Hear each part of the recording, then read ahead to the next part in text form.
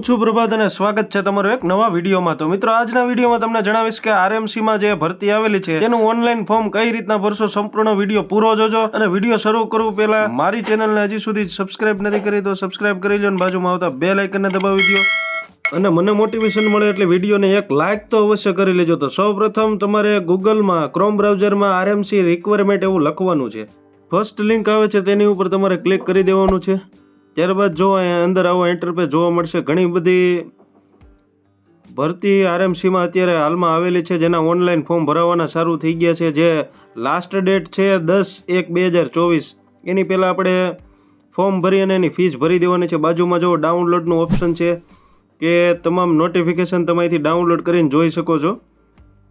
ભરતીની જાહેરાત જેમાં ઘણી બધી જ ભરતી આવેલી છે જેમાં આસિસ્ટન્ટ લાઇબ્રેરિયન છે, ત્યારબાદ જુનિયર ક્લાર્ક છે। તો અહીંયા આપણે પહેલાં સંપૂર્ણ માહિતી વાંચી લેવાની છે।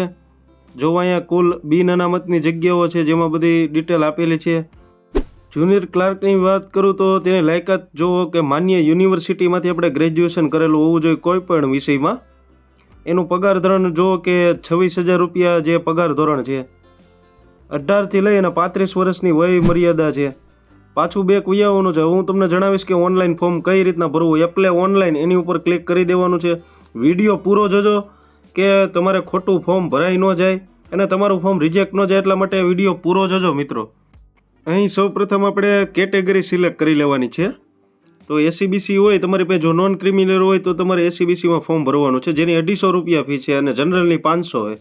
તો અહીંયા નોન ક્રિમિનલ નંબર નાખી દેવાના છે અને કઈ ડેટે એ કઢાવેલું છે તે અહીંયા લખી દેવાનું છે।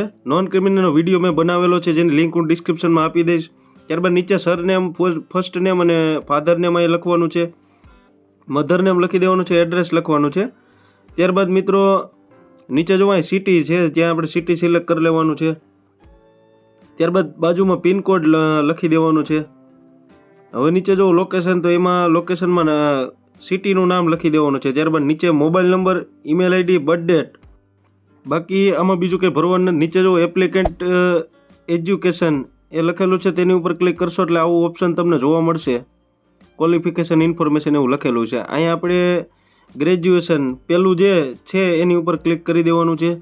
બાજુમાં જો યુનિવર્સિટી નેમ, જે યુનિવર્સિટીમાંથી આપણે ડિગ્રી 3 વર્ષનો કોર્સ કરેલો છે તે અહીં લખી દેવાનું છે। આપણે સૌરાષ્ટ્ર યુનિવર્સિટીમાંથી કરેલું છે એટલે અહીંયા લખી નાખીએ। બાજુમાં પર્સેન્ટેજ કે ગ્રેજ્યુએશનમાં કેટલા પર્સેન્ટેજ મળેલા હતા। બાજુમાં કયા યરમાં આપણે ગ્રેજ્યુએશન કમ્પ્લીટ કરેલું છે તે લખવાનું છે। પાસિંગ યર, કેટલા વર્ષનો કોર્સ હતો એ, ડ્યુરેશન કોર્સનું કેટલું હતું કે 3 વર્ષ, અહીંયા 3 લખી દેવાનું છે।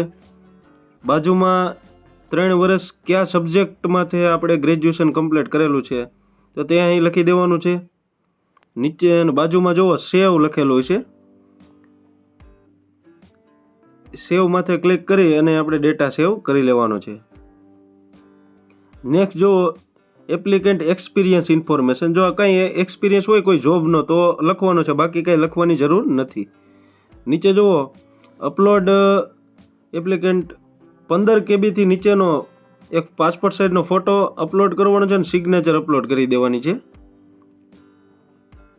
ત્યારબાદ મિત્રો સેવ એન્ડ સબમિટ પર ક્લિક કરી દેવાનું છે।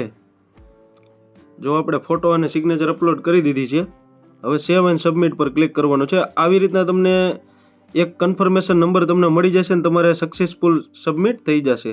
હવે મિત્રો ફી કઈ રીતના ભરવી, તો પાછું મેન પેજ ઉપર આવી જવાનું છે। અહીં ફી પેમેન્ટ લખેલું છે તેની ઉપર ક્લિક કરવાનું છે। નેક્સ્ટ આપણે જે એપ્લિકેન્ટ નંબર આપણને મળેલો છે તે એન્ટર કરી અને સબમિટ પર ક્લિક કરી દેવાનું છે। નીચે જોશો તો તમારી તમામ એપ્લિકેશનની ડિટેલ અહીં જોવા મળશે। અહીંયા પે નાવ પર ક્લિક કરવાનું છે। ત્યારબાદ નેક્સ્ટ તમને પેમેન્ટના ઓપ્શન જોવા મળશે।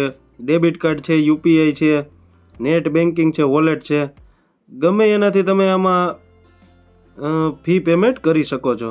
આપણે યુપીઆઈથી કરીએ તો નીચે સ્ક્રોલ કરશો તો જો અહીંયા યુપીઆઈ આઈડી નાખવાનું કહેશે।